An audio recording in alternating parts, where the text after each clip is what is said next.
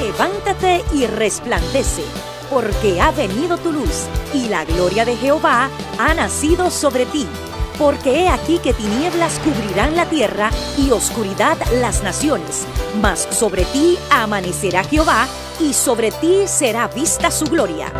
He aquí, el Señor derrama sobre las naciones su espíritu. He aquí, el Señor derrama sobre las naciones su espíritu, su gloria, su gloria. Ministerio El Amanecer de la Esperanza presenta su programa Voz de Restauración con el pastor Juan Radamés Fernández. Escucha atentamente la palabra que proviene del mismo corazón del Padre para consolar tu vida.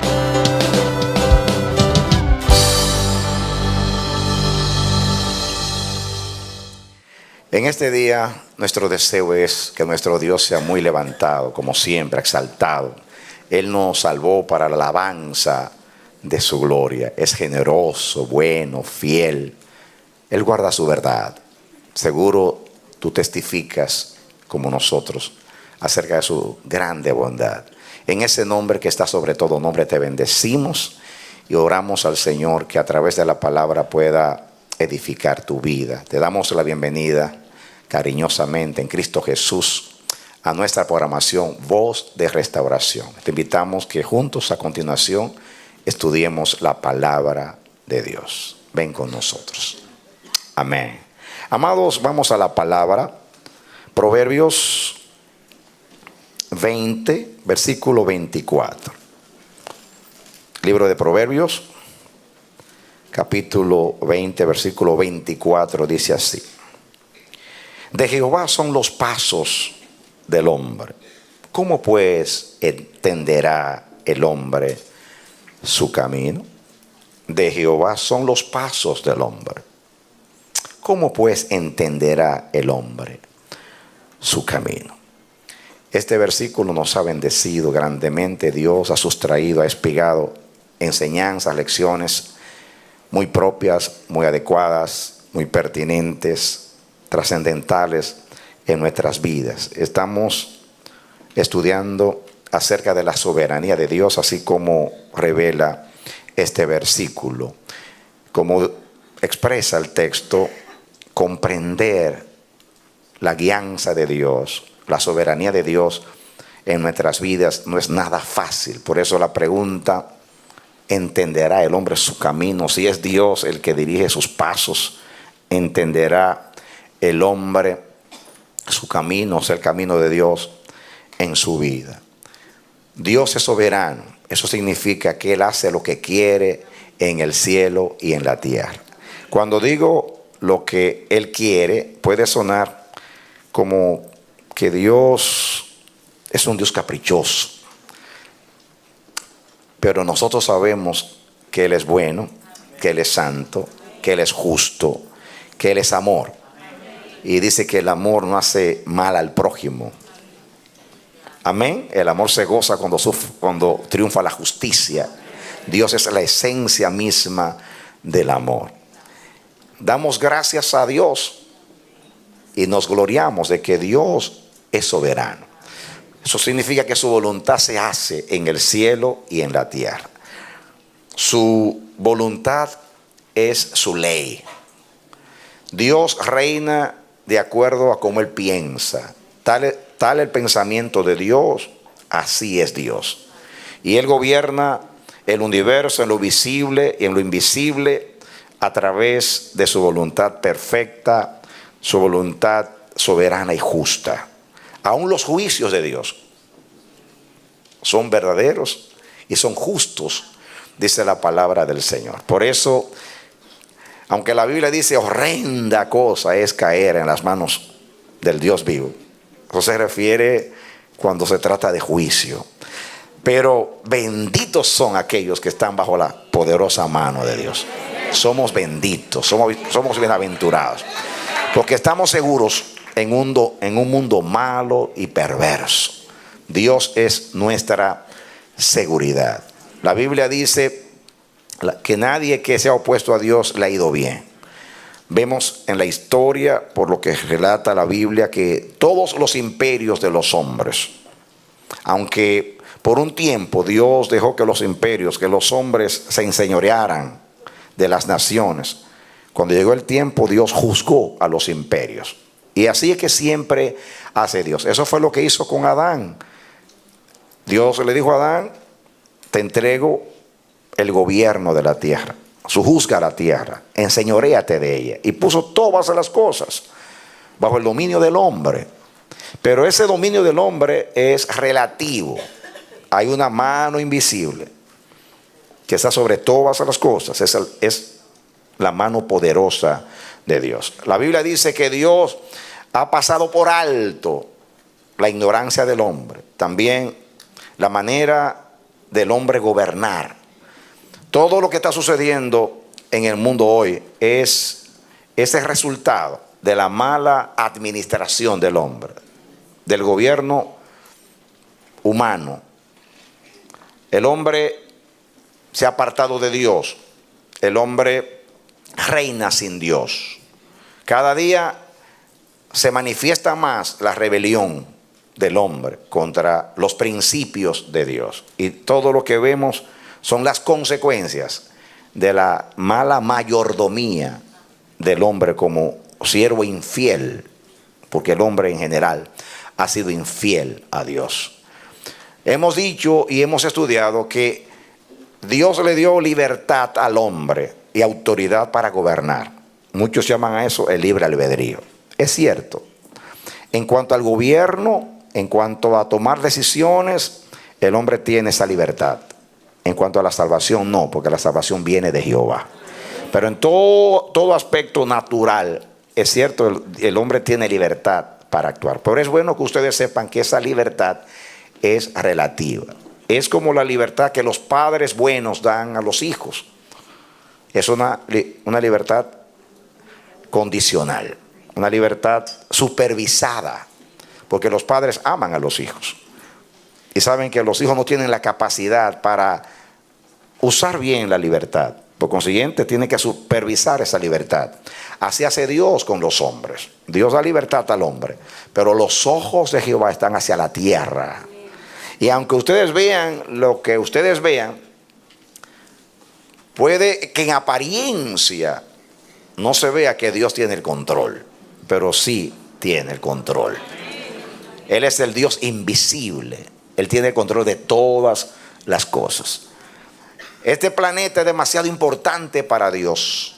Aquí Dios ha invertido demasiado para dejarlo a expensas de lo que el hombre dañado por el pecado, corrompido por su naturaleza pecaminosa, pueda hacer. Aunque Dios, repito, le da al hombre gobierno, el Dios del cielo hace su voluntad. Él hace lo que quiere en el cielo y en la tierra. El profeta decía: ¿acaso hay algo que haya sucedido que no haya mandado Dios o no lo haya permitido Dios? Él tiene el control de todas las cosas. Aún en el infierno Él gobierna. La soberanía de Dios no se limita a la tierra. Él reina en los cielos, en la tierra, y dice la Biblia debajo de la tierra. Interprete usted lo que usted quiera debajo de la tierra, pero puede ser que se refiera al mundo infernal, al Seol, allá abajo. Él tiene dominio. El diablo no anda haciendo y deshaciendo sin el control de Dios. El diablo sabe. Dios que tiene un límite. La Biblia lo revela. En el caso de Job, Dios le dijo al diablo: tú puedes hacer en la vida de Job lo que yo te permito. Y cuando le dijo: te entrego su cuerpo, también le dijo: pero cuidado con su vida, no toque su vida. Y el diablo se sometió, porque el diablo, aunque no quiera, tiene que obedecer. Él tiene que obedecer aunque él no quiera obedecer. Por eso yo digo, y puede sonar un poco extraño, raro, pero es una gran verdad: el diablo es un siervo involuntario en las manos de Dios. Quiere decir, no quiere servirle, rehúsa servirle, pero Dios lo usa. Lo usa como vara, lo usa como castigo.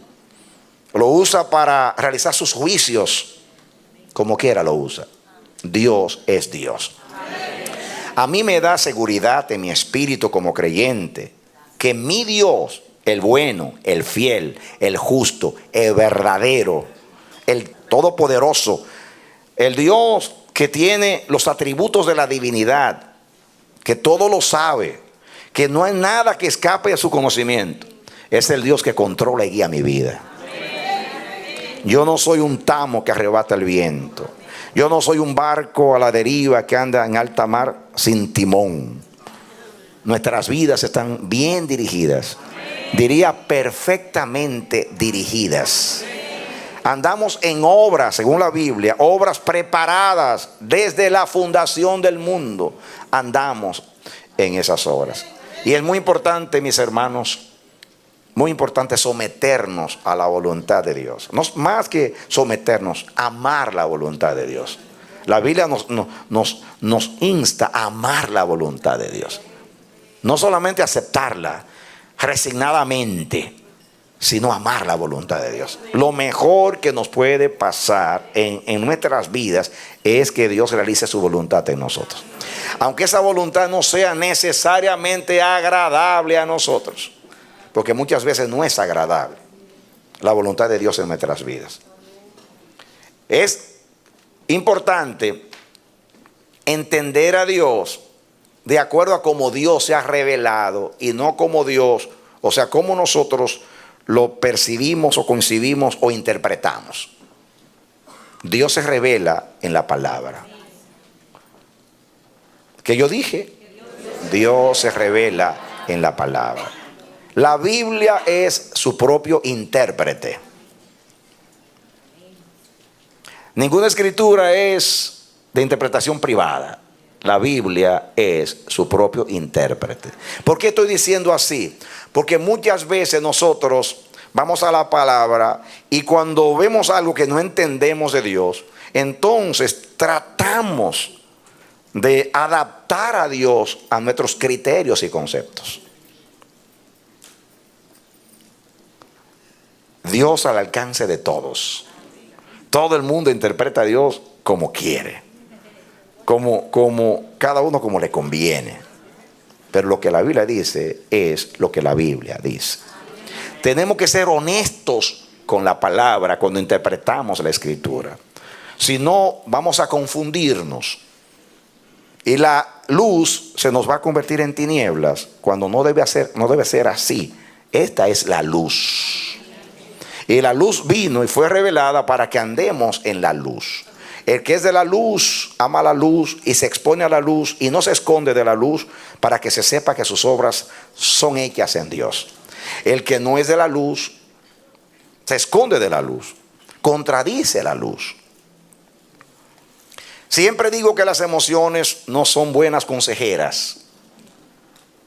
Nosotros fuéramos maduros si no fuéramos tan emocionales. Somos muy, muy emocionales. Dios nos hizo emocionales, pero nos dio una mente y un espíritu y la revelación de la palabra para tener un control sobre las emociones. Las emociones deben ser controladas. Más que las emociones pertenecen al alma. El alma es adánica. En Adán somos un alma viviente, somos un soplo. Nosotros somos el resultado, mis hermanos, de la bioquímica. Así está construido, diseñado nuestro cuerpo. Tenemos un sistema endocrino, tenemos una serie de glándulas que están segregando, que cuando no hay un balance químico en nuestro cuerpo, hay un desajuste. Y más si fuimos afectados en nuestra niñez y sufrimos algún trauma, de la índole que sea, hay trastornos en nosotros. Entonces se manifiestan lo que los psicólogos llaman las defensas psicológicas, que son defensas que tiene todo ser humano para salir de la situación. Por ejemplo, una defensa psicológica es el síndrome de Adán, de esconderse detrás del árbol para que Dios no lo vea. Eso es bien común, el escondernos. Cuando no nos sentimos equipados, nos escondemos. Cuando debemos y no podemos pagar o no queremos pagar, nos escondemos, ¿no es así? Cuando estamos avergonzados, nos escondemos. Cuando estamos deprimidos, nos escondemos. ¿Por qué? Porque uno de los síntomas de la depresión es apatía social. Queremos estar solos y nos escondemos. Si somos tímidos, ¿cómo andamos? Escondidos, cabizbajos. Si tenemos complejos, que son traumas también, nos escondemos. Si tenemos problemas de autoestima, ya ustedes saben los síntomas.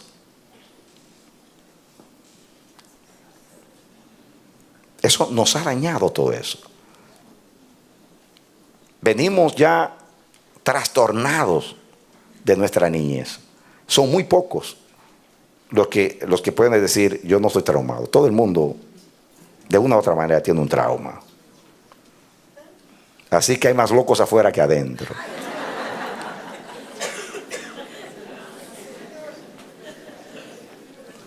En el proceso de Dios de perfeccionarnos, la obra de Dios, el Espíritu Santo quiere que tengamos control, o Él tener control sobre nuestras emociones. Si tenemos la mente de Cristo y los pensamientos de Cristo, y participamos de la renovación del Espíritu Santo en nosotros tenemos que someter nuestras emociones a Dios y a su palabra. Ser pragmáticos, objetivos en el espíritu estoy hablando. Es muy difícil. Si fuera fácil, los psiquiatras no tuvieran trabajo. Pero no es difícil bregar con un problema emocional. No es fácil, quise decir, no es fácil, es difícil, es complicado. Muy complicado. Yo recuerdo una vez que yo estaba tratando con el hijo de una hermana que era paranoico. Estaba muy mal. Entonces yo era bien joven, el ministerio estaba comenzando. Y yo recuerdo que estaba en su habitación tratando, él decía que lo estaban persiguiendo, que había personas de la mafia armados que estaban por ahí rondeando la casa para lastimarlo, hacerle daño. Entonces yo estaba tratando de convencerlo de que nadie lo estaba persiguiendo, que eso estaba en su mente. Entonces yo voy y le digo, mira, te voy a demostrar, ¡ay, por ahí van! No hay nadie ahí. Te voy a demostrar que no hay nadie ahí. Entonces voy, yo abro la ventana para que saque la cabeza y vea que no hay nadie. En el momento que yo abro la ventana, por casualidad, alguien tocó la bocina rápido. Y yo mismo me asusté.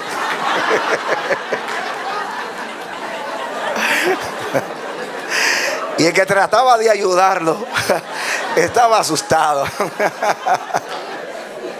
Y me dijo, ¿se da cuenta, pastor? ¿Se da cuenta? Y no fue una bocina que sonó. ¿Cómo usted convence a alguien que sufre de paranoia que no lo están persiguiendo? Muy difícil. O que las personas están en contra de ellos. El problema es que ¿quién le quita la inseguridad a una persona que tiene baja su estima? Muy complicado. ¿Quién convence a un melancólico, perfeccionista, que tiene problemas para reconocer que se equivocó? Que es un problema de todos, no solamente de los melancólicos.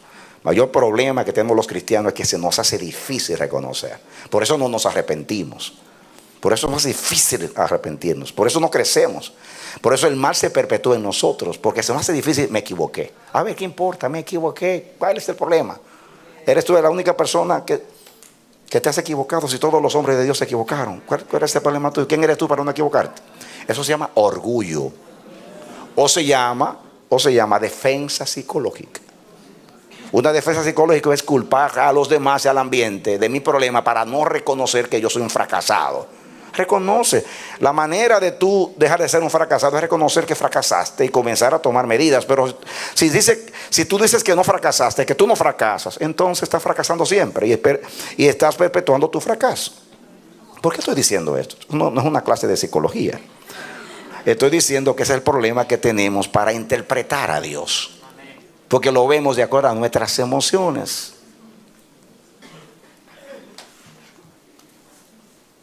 Eso es un engaño de la mente. Hoy nos engañan. Hoy nos dicen: yo no estoy enfermo. En el nombre de Jesús, yo no estoy enfermo. Y me estoy muriendo de un cáncer que me está comiendo el cuerpo entero. Pero no estoy enfermo. En el nombre de Jesús, no estoy enfermo. Reprendo al diablo. Lo puedes reprender toda la vida, pero estás enfermo. La fe no niega la realidad. La fe vence la realidad. Josué y Caleb dijeron: hay gigantes, hay murallas, y somos como langostas delante de ellos. Ahí está la verdad. Pero nos lo comeremos como pan, porque Dios se retiró de ellos y está con nosotros. Esa es la fe. Esa es la fe. Si usted niega la realidad, entonces ¿para qué necesita la fe? Si usted está sano, ¿para qué orar? ¿Para qué proclamar la palabra si usted está sano? Usted está mintiendo.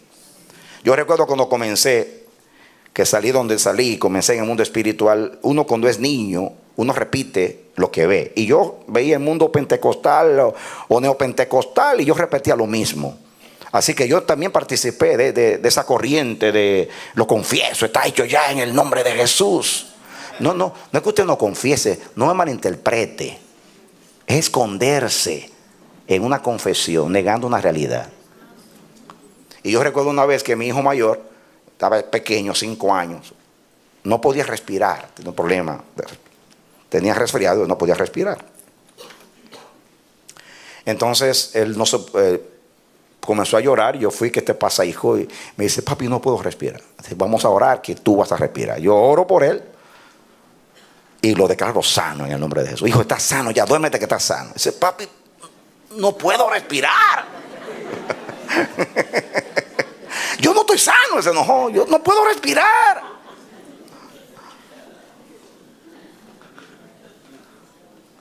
No es que no creemos que Dios sana. Claro que sana.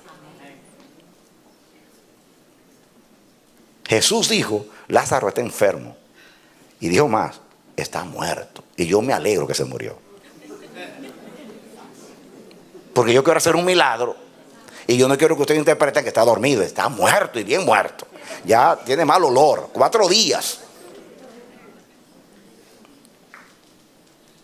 Porque para que el milagro sea visible y manifiesto, hay que reconocer que existe una adversidad que Dios va a vencer con su poder y que yo lo creo.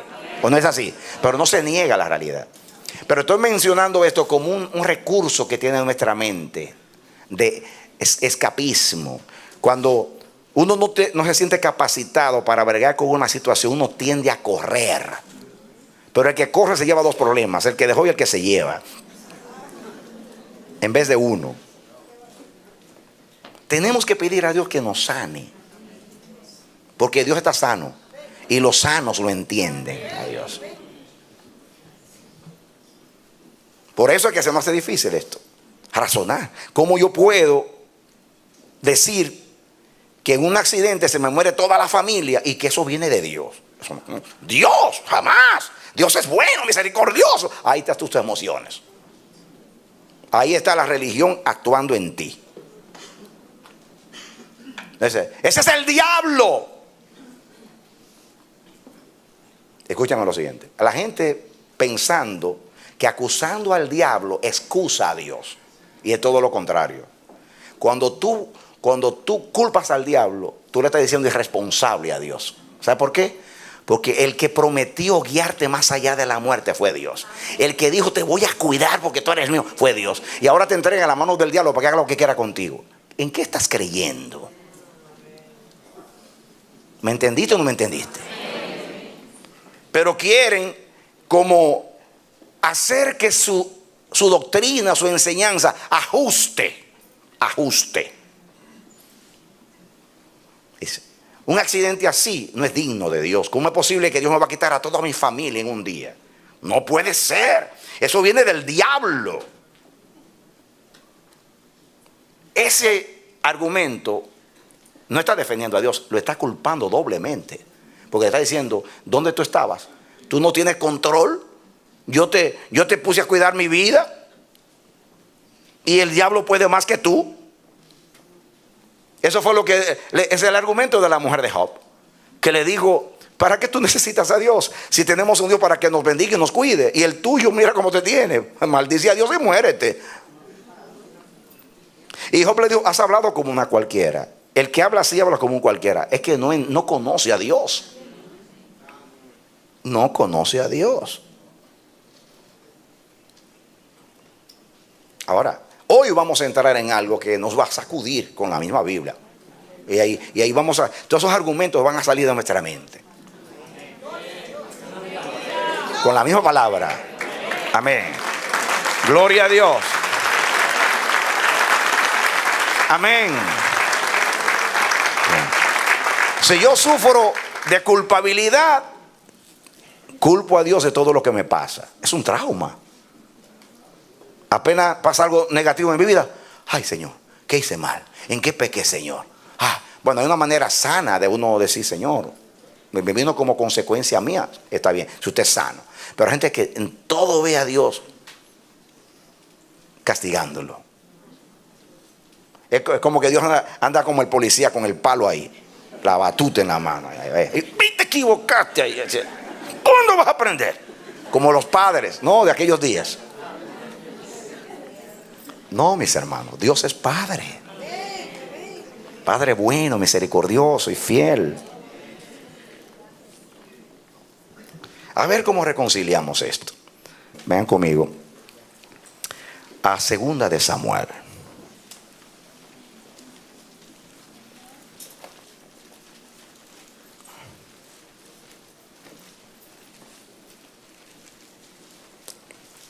Segunda de Samuel capítulo 24.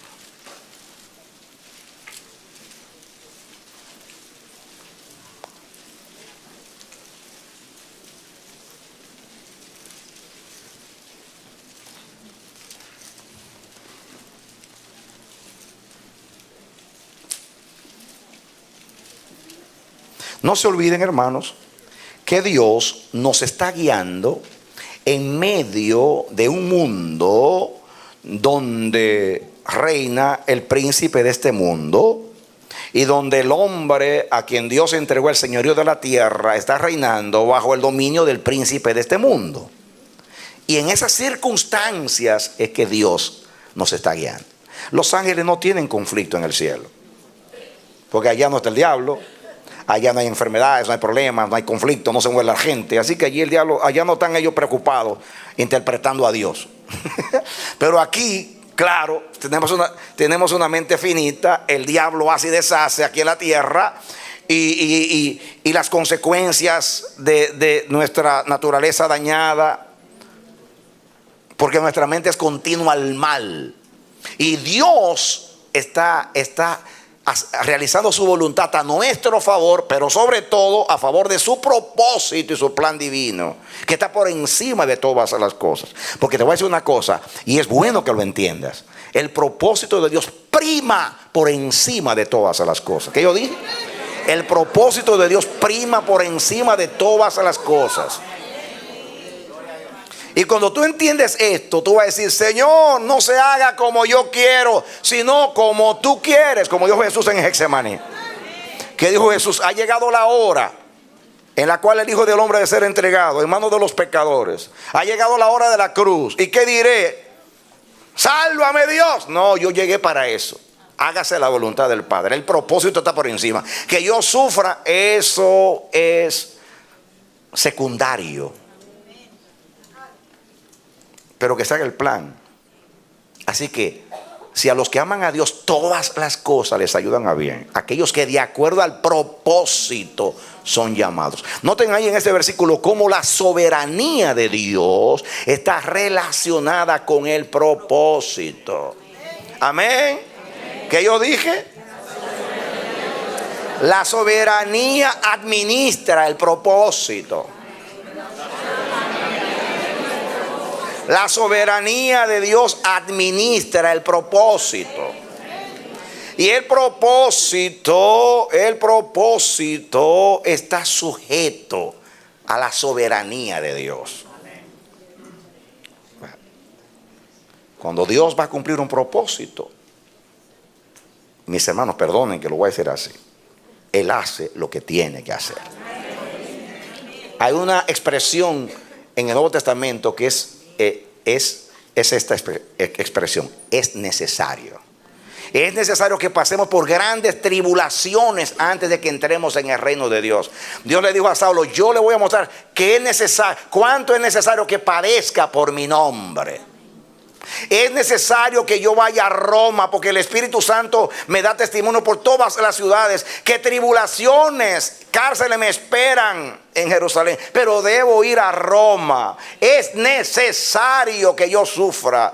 Está en el plan de Dios, y frente a lo que es necesario no podemos resistirnos, sino someternos a la poderosa, fiel y justa mano de Dios.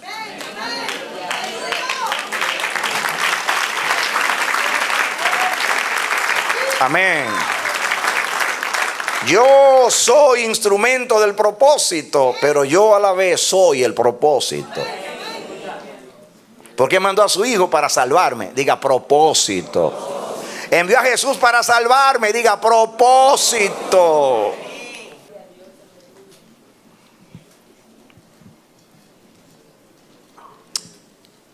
¿Lo tienen ahí? Segunda de Samuel, versículo 1.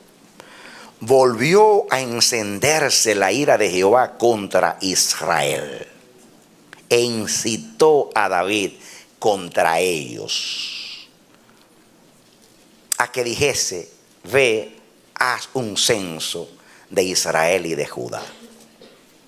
Y dijo el rey a Joab, general del ejército que estaba con él: recorre ahora todas las tribus de Israel, desde Dan hasta Beerseba, y haz un censo del pueblo, para que yo sepa el número de la gente. Y Joab respondió al rey: añada Jehová tu Dios al pueblo 100 veces tanto como son, y que lo vea mi señor el rey. Mas, ¿por qué se complace en esto mi señor el rey? Aún Joab, que no tenía visión, sabía que estaba incorrecto lo que hacía David. 4. Pero la palabra del rey prevaleció contra Joab y sobre los capitanes del ejército. Salió pues Joab con los capitanes del ejército de delante del rey para hacer el censo del pueblo de Israel. Y pasando el Jordán, acamparon en Aroer, al sur de la ciudad que está en medio del valle de Gad y junto a Jazer. Después fueron a Galaad y a la tierra baja de Opsi, y de allí a Danján y a los alrededores de Sidón. Fueron luego a la fortaleza de Tiro y a todas las ciudades de los heveos y de los cananeos, y salieron al Negev de Judá en Beerseba. Después que hubieron recorrido toda la tierra, volvieron a Jerusalén al cabo de 9 meses y 20 días. Joab dio el censo del pueblo al rey, y fueron los de Israel 800,000 hombres fuertes que sacaban espada, y los de Judá 500,000 hombres. Después que David hubo censado al pueblo, le pesó en su corazón, y dijo David a Jehová: yo he pecado gravemente por haber hecho esto. Mas ahora, oh Jehová, te ruego que quites el pecado de tu siervo, porque yo he hecho muy neciamente. Y por la mañana, cuando David se hubo levantado, vino palabra de Jehová al profeta Gad, vidente de David, diciendo: ve y di a David: así ha dicho Jehová, 3 cosas te ofrezco, tú escogerás una de ellas para que yo la haga. Vino pues Gad a David y se lo hizo saber, y le dijo: ¿quieres que te vengan 7 años de hambre en tu tierra, o que huyas 3 meses delante de tus enemigos, o que ellos te persigan, o que 3 días haya peste en tu tierra? Piensa ahora y mira qué responderé al que me ha enviado. Entonces David dijo a Gad: en grande angustia estoy. Caigamos ahora en manos de Jehová, porque sus misericordias son muchas, mas no caiga yo en las manos de hombres. Y Jehová envió la peste sobre Israel desde la mañana hasta el tiempo señalado, y murieron del pueblo desde Dan hasta Beerseba 70,000 hombres. Y cuando el ángel extendió su mano sobre Jerusalén para destruirla, ahí viene la misericordia, David confió en él. Jehová se arrepintió de aquel mal y dijo al ángel que destruía el pueblo: basta ahora, detén tu mano. Y el ángel de Jehová estaba junto a la era de Arauna Jebuseo. Y David dijo a Jehová, cuando vio al ángel que destruía el pueblo: yo pequé, yo hice la maldad. ¿Qué hicieron estas ovejas? Te ruego que tu mano se vuelva contra mí y contra la casa de mi padre. Quiero que leer una vez más, porque voy a comentar algo al final de este versículo, para que en la lectura larga ustedes no se me pierdan. Y David dijo a Jehová, cuando vio al ángel que destruía al pueblo: yo pequé, yo hice la maldad. ¿Qué hicieron estas ovejas? Te ruego que tu mano se vuelva contra mí y contra la casa de mi padre. Y Gad vino a David aquel día y le dijo: sube y levanta un altar a Jehová en la era de Arauna Jebuseo. Y subió David conforme al dicho de Gad, según había mandado Jehová. Arauna miró y vio al ángel y a sus siervos que venían hacia él. Saliendo entonces Arauna se inclinó delante del rey, rostro a tierra. Y Arauna dijo: ¿por qué viene mi señor el rey a su siervo? Y David respondió: para comprar de ti la era, a fin de edificar un altar a Jehová, para que cese la mortandad del pueblo. Y Arauna dijo a David: tome y ofrezca a mi señor el rey lo que bien le pareciere. He aquí bueyes para el holocausto, y los trillos y los yugos de los bueyes para leña. Todo esto, rey, Arauna lo da al rey. Luego dijo Arauna al rey: Jehová tu Dios te sea propicio. Y el rey dijo a Arauna: no, sino por precio te lo compraré, porque no ofreceré a Jehová mi Dios holocaustos que no me cuesten nada. Entonces David compró la era y los bueyes por 50 siclos de plata. Y edificó allí David un altar a Jehová y sacrificó holocaustos y ofrendas de paz. Y Jehová oyó las súplicas de la tierra y cesó la plaga en Israel. Leí la lectura completa porque vamos a sustraer algunas enseñanzas aquí. Yo quiero que ustedes vean el primer versículo. Por favor, atención aquí. A ver si ustedes pueden entender esto. Volvió a encenderse la ira de Jehová contra Israel. Incitó a David contra ellos a que dijese: ve y haz un censo de Israel y de Judá. Incitó Dios a David.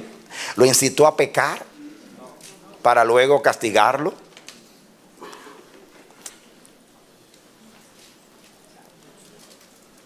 Yo canto la canción: pregúntale al Señor que lo sabe todo. ¿Ven ustedes? ¿Usted cree que usted le puede meter mente a esto con su razoncita dañadita por el pecado emocional que está programada para usted defenderse usted y todo lo que le conviene? Pues miren, la cosa se va a complicar más cuando leamos otra lectura, o quizás lo explique mejor. Pero ven, póngale usted ahí el marcador a su Biblia, porque venimos para acá, ¿ok? Pero grábese bien el versículo para cuando lo estemos comentando, aunque yo lo tengo aquí escrito y se lo voy a repetir a ustedes. Ahora venga conmigo para que entendamos a esta misma lectura, esta misma narración, pero ahora, Primera de Crónicas capítulo 21.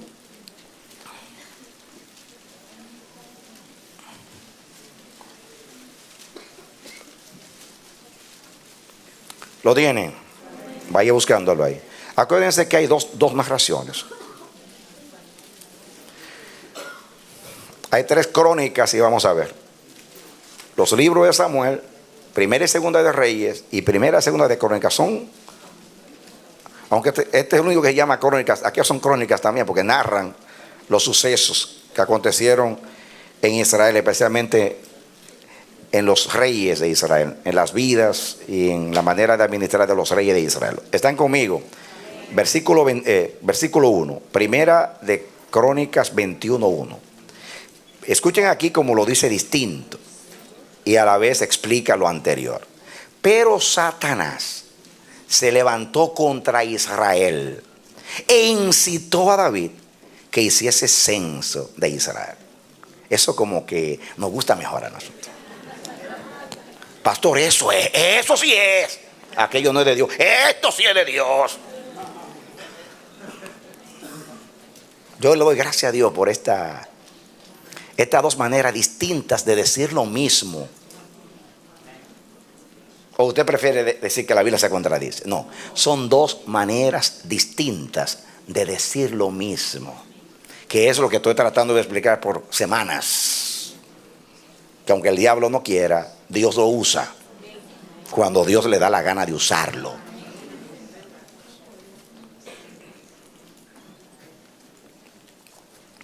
Ahora, fíjense cómo sigue.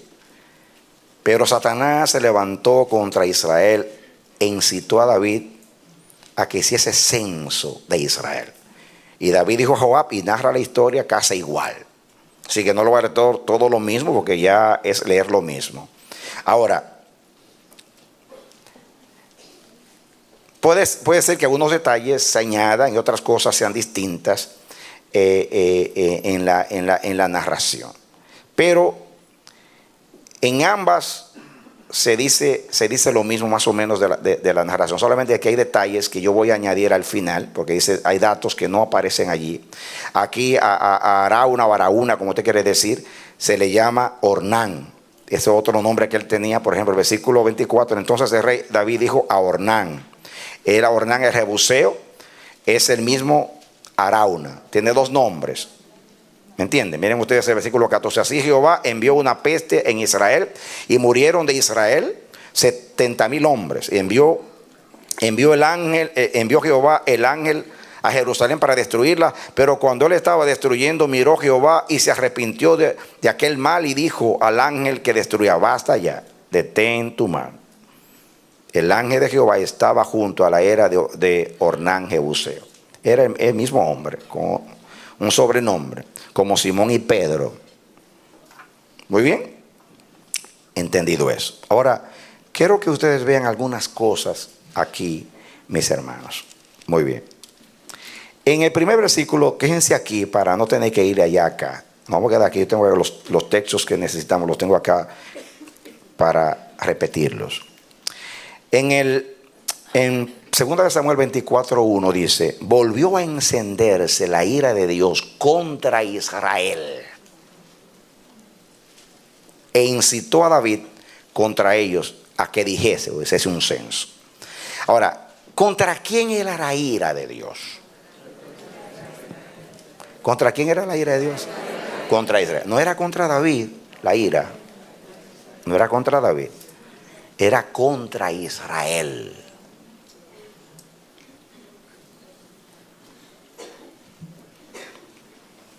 Y escuchen bien. En este texto hay detalles que usted le pasa por alto y no analiza lo que está diciendo. Volvió a encenderse la ira de Dios contra Israel. Muy bien. ¿Con quién estaba Dios airado? No contra David, sino contra Israel. Y dice, ¿qué hizo Dios? E incitó Dios a David contra ellos.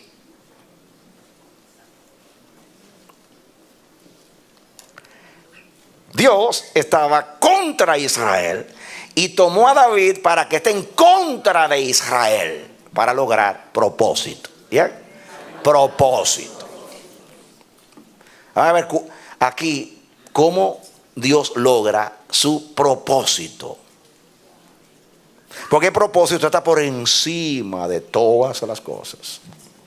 Ahora, la pregunta es,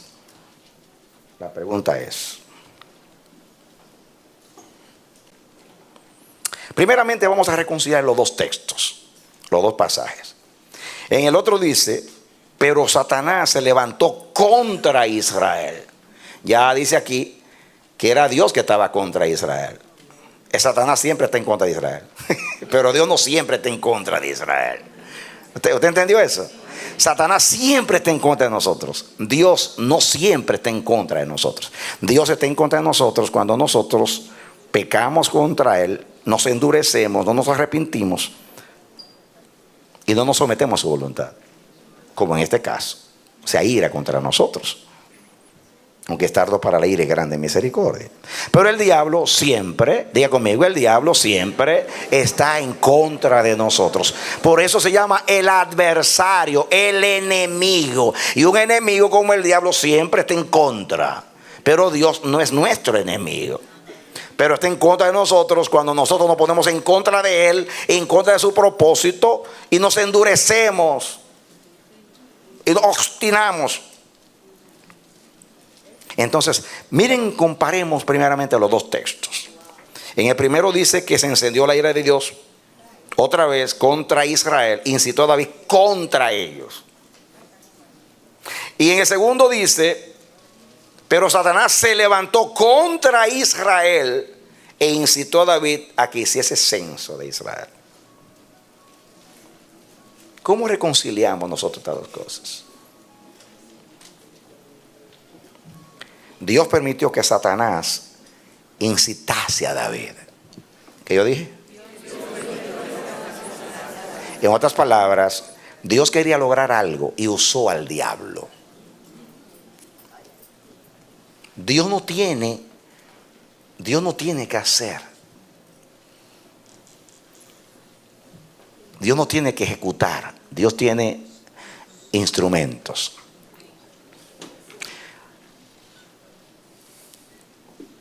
¿Recuerdan ustedes cuando Josafat visitó a Acab?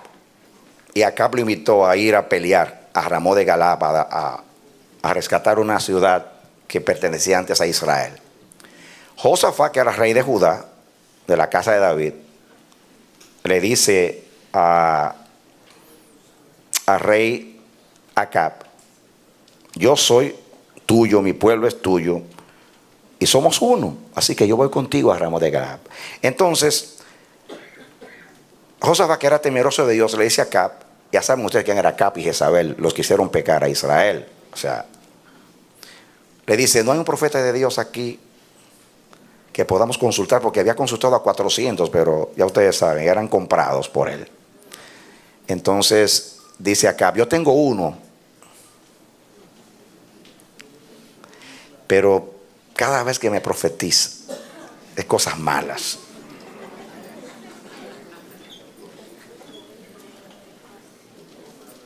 Y lo mandan a buscar. Y el que lo fue a buscar le dice, todos los profetas a una dan buenas noticias, así que más te vale que tú hagas lo mismo. Y aquel cuyo nombre significa ¿quién es como Dios? Micaías dice, yo voy a decir lo que Dios me dijo. Cuando llega allá y el rey le dice que dime la palabra de Dios, él dice, vete a la batalla, que Jehová está contigo. Repitiendo lo mismo que hacían todos.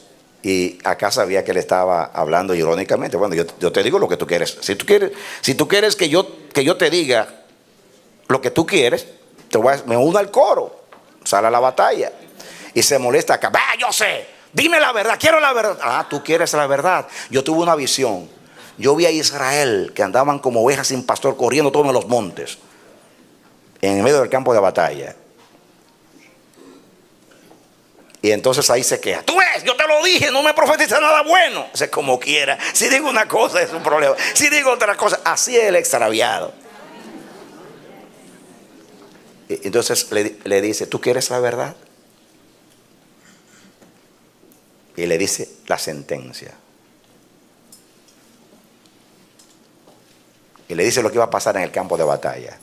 Se enoja acá y le dice: enciérreme a este y manténgalo en la cárcel con pan y agua hasta que yo regrese. Y el profeta le vocea: si tú regresas vivo, Jehová no ha hablado por mí.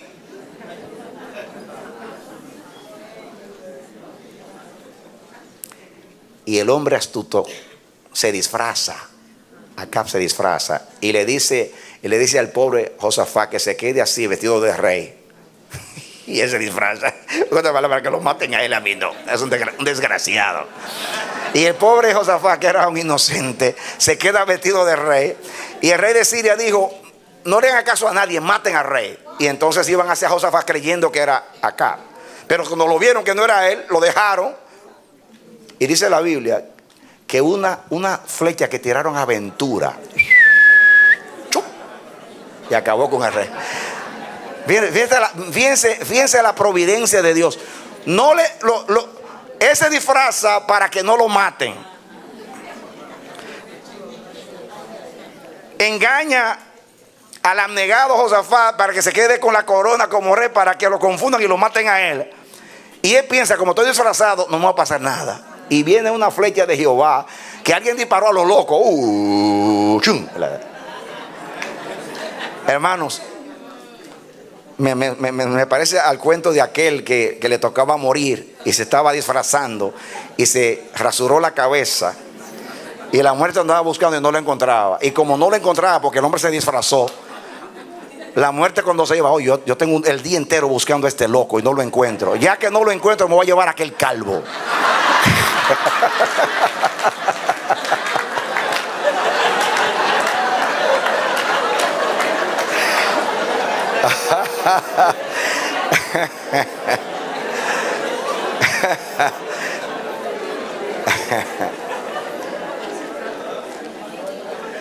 Cuando algo es de Dios, usted no se escapa. Viene la saeta aventura. Pero yo estoy narrando esta historia porque una de las cosas que dijo el profeta cuando dijo: dime la verdad, dice: yo veía a Jehová en un congreso, un concilio. La única vez que Dios fue democrático fue esta vez. Y reunió a todos los espíritus y consultó, cosa que Dios no consulta con nadie, pero consultó: díganme, ¿qué haré para confundir a Acab? Le dice a los espíritus, y dice un espíritu, como en esas juntas, que nada que juntan. Yo. Dígame, ¿qué hago? Sería muy bueno enviar espíritu de error a sus profetas para que lo confundan. Dice Dios: estoy de acuerdo con esa idea. Ve tú y hazlo. Y lo hizo, y así mismo pasó. ¿Usted puede entender eso? Dios reúne los espíritus y, hermanos, me parece que yo no sé si eran ángeles. Porque esa idea de ese tipo, parece que se había ángeles, se habían de los otros también. Porque te dijo: vamos a mandarle espíritu de error a los profetas. No me suena como del otro lado. Porque para que alguien se haga hablar una mentira, no puede venir de Dios. ¿O no?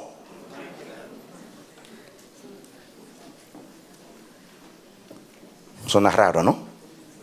Eso. No se confundan, significa que Dios gobierna las tinieblas. Y Dios dice: ok, este bandido se ha rebelado contra mí, no quiere hacer el bien sino el mal, pues yo le voy a mandar el mal encima. Y entonces fue al infierno y mandó, dijo, unos cuantos demonios: bueno, acaben con este, confúndalo, porque él contradice mi palabra, contradice a los profetas, y él dice que los profetas de él están bien. Pues entonces, ¿no dice Romanos 1 que Dios lo entrega espíritu de error para que crean a la mentira? No dice Dios que los entrega a espíritu de error. No, Dios no está participando del mal. Simplemente dice: yo te doy una doble medida de la sopa que tú quieres. Tú quieres mal, te mando el mal. Dios no tenía que consultar a esos espíritus para saber lo que iba a hacer. No, es una manera de usar lo malo para contrarrestar lo malo. Malo con malo. Eso significa: tengo dominio. Tengo dominio sobre todas las cosas. Pues eso mismo con el diablo. ¿Qué había hecho Job para Dios mandarle al diablo? Nada. Simplemente tenía un propósito. Y yo no tengo que comenzar a hablar del propósito del libro de Job, que es uno de los libros que más revela acerca de la soberanía de Dios. Ahora, por el libro de Job entendemos por qué sufren los justos. Los justos no sufren, como se dice el diálogo ahí, porque hicieron mal o hicieron bien, sino porque Jehová tiene un propósito. Porque Job no hizo nada malo y lo acusaban de tantas cosas, pero lo que todos ignoraban era que Dios tenía un plan con Job. Al final usó al diablo, pero salió avergonzado el diablo. Job salió revelando, Dios reveló que por justo que sea un hombre, siempre es pecador y siempre se confunde. Y al final de cuentas, el héroe del libro es Dios, que hizo lo que quiso y reveló tantas cosas para nosotros. Pues aquí es lo mismo. Dios tenía ira contra Israel y quería castigar a Israel. Y escuchen ahora lo que Dios me revela a mí. Usted no tiene que estar de acuerdo conmigo acá.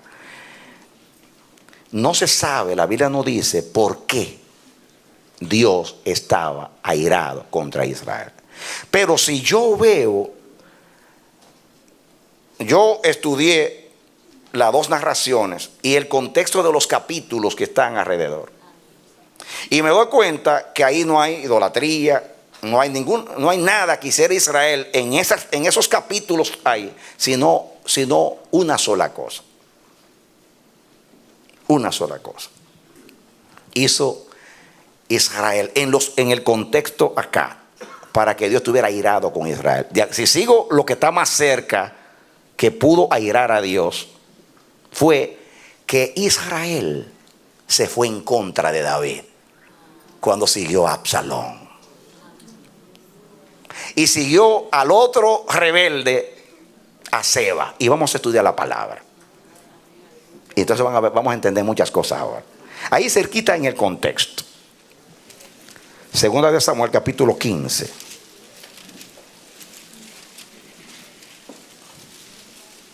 Acuérdense que en Segunda de Samuel, capítulo 24, es que habla de la narración esta del censo, ¿ok?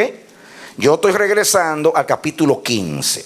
Si ustedes dan un marcha atrás, van a ver que 23 dice las últimas palabras de David. En el 22 habla del cántico de David. En el 21 habla de un hambre que hubo, un castigo que Dios mandó a la casa de Saúl. No tiene nada que ver con Israel. En el 20 habla de algo que yo voy a mencionar más tarde, de otra rebelión que hubo. Muy bien. En el 19 habla de desorden en el reino de David. Y entonces aquí entran los capítulos que habla de Absalón, que es lo que está más cerca a esa narración. Miren el capítulo 15:1. Aconteció después de esto que Absalón se hizo de carros y caballos y 50 hombres que corriesen delante de él. Y se levantaba Absalón de mañana y se ponía a un lado del camino junto a la puerta, y a cualquiera que tenía pleito y venía al rey a juicio, Absalón le llamaba y le decía: ¿de qué ciudad eres? Y él respondía: tu siervo es de una de las tribus de Israel. ¿Están conmigo? El 3. Entonces Absalón le decía: mira, tus palabras son buenas y justas, mas no tienes quien te oiga de parte del rey.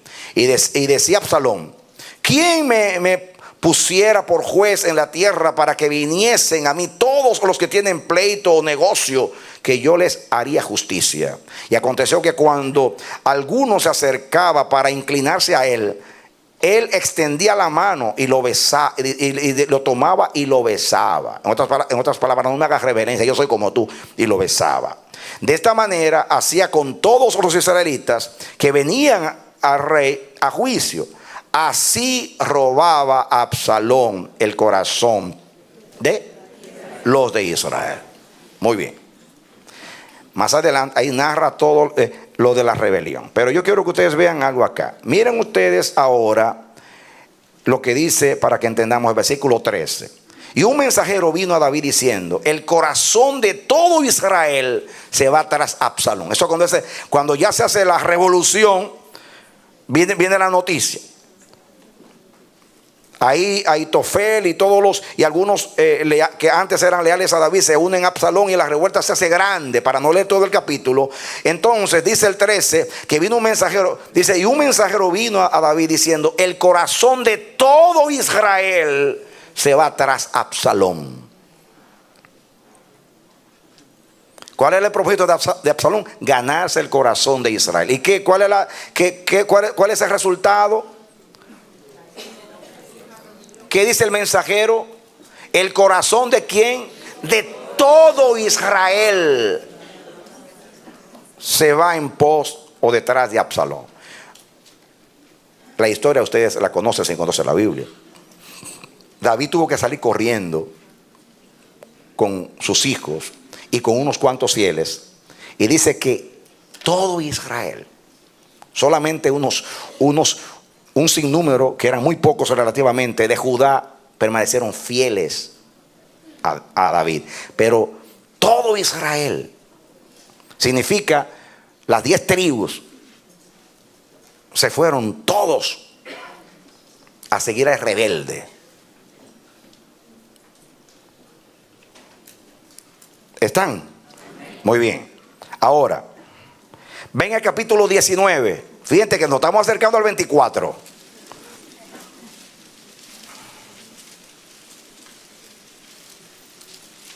¿Están ahí? Muy bien. 19:41 para que entendamos. David, cuando ya vencieron aquí, en esta narración, ya vencieron a Absalón. Joab mata a Absalón. David llora a Absalón. Estoy diciendo lo que narra estos capítulos para que no leer mucho. Entonces, cuando David viene regresando, después de la victoria, viene regresando. Ahí hay una narración de unos cuantos que le salen al camino, mostrándose leales, y otros son leales de verdad y otros no, como Simei. Pero miren ustedes aquí, para que entendamos. Dice el versículo 40, el rey entonces pasó a Gilgal, y con él pasó Quimán, y todo el pueblo de Judá acompañaba al rey. Fíjense, dice toda Judá, no Israel. También la mitad del pueblo de Israel, una parte de ellos.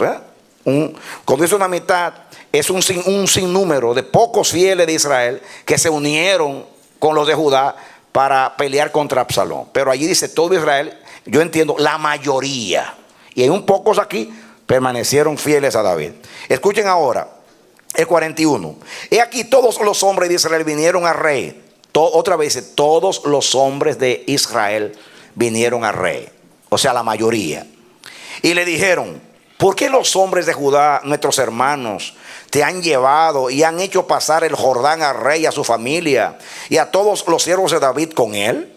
Y todos los hombres de Judá respondieron a todos los de Israel: porque el rey es nuestro pariente. Acuérdense que David era de la tribu de Judá. Lo están defendiendo como ese es mi sangre. Naturalmente, los de Israel vinieron, pero ellos se fueron con Absalón. Es simplemente ahora, como perdió a Absalón, ahora vamos a buscar al rey otra vez. Y los de Judá no les gusta la idea, diciendo: estos son unos desleales que vienen ahora a declararse leales cuando son unos desleales. Porque saben ahora que su líder ya fracasó. Eso siempre pasa. Eso siempre pasa. Nos pasó a nosotros también. Aquí nos pasó, igualito. Siguieron al equivocado hasta que vieron que no estaba equivocado. Entonces vinieron a regresar. Muy bien, la mayoría. Otros siguen, porque hay gente que no tiene remedio. Está lindo que vinieron, está bonito, no está malo, ¿ok? No está malo. Vinieron otra vez al rey que Dios puso.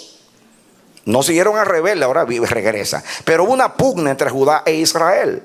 Dice aquí: ¿hemos nosotros comido algo del rey? Preguntan los orgullosamente los de Israel. Vamos a repetir el texto para que entendamos el 42. Y todos los hombres de Judá respondieron a todos los de Israel, que eran la mayoría: porque el rey es nuestro pariente. Mas, ¿por qué os enojáis vosotros de esto?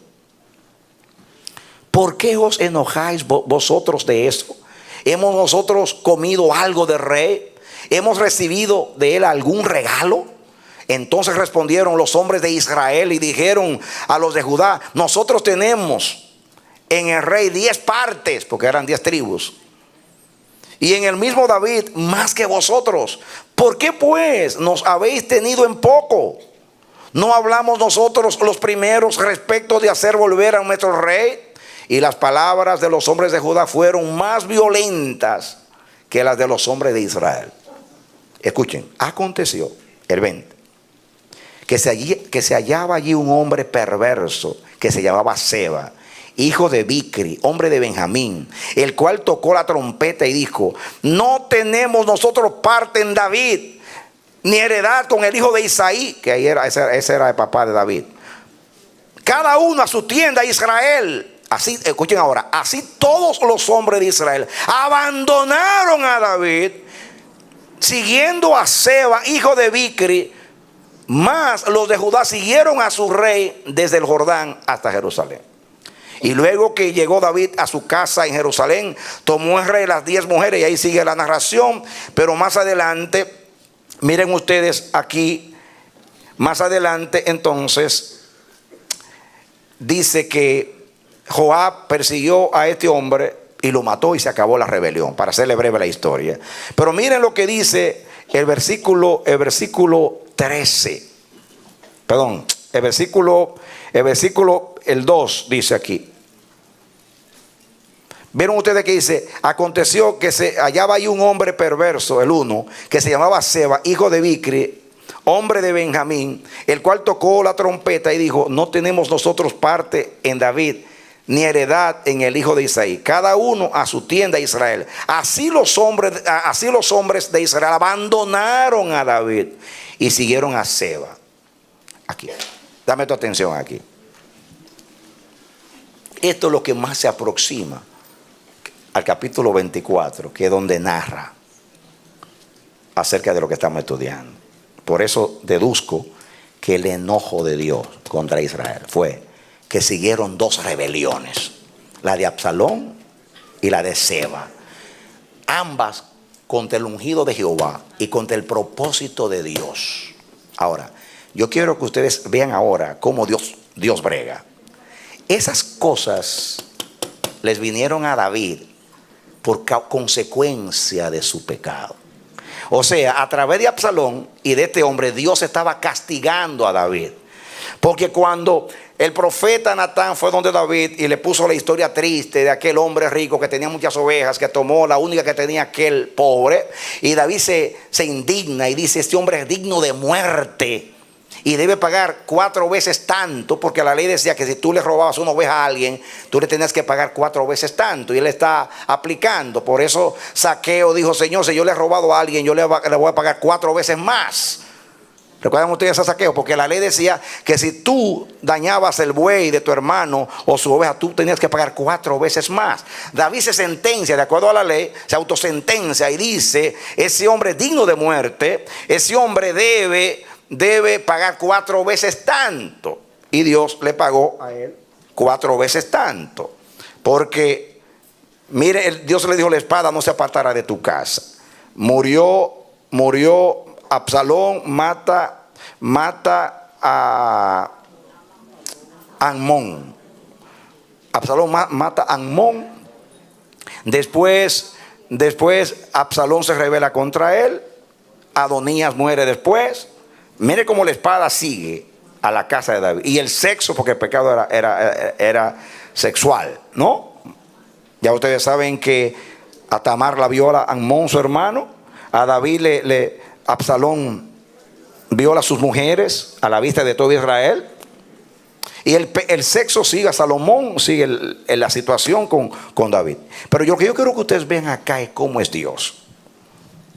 Dios usa para castigar a y después toma a y lo castiga a él.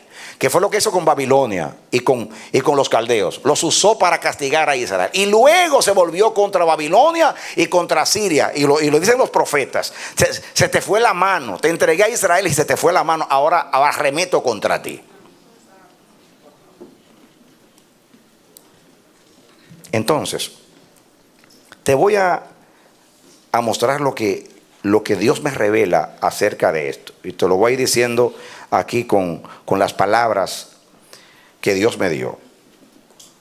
Escucha la explicación esta.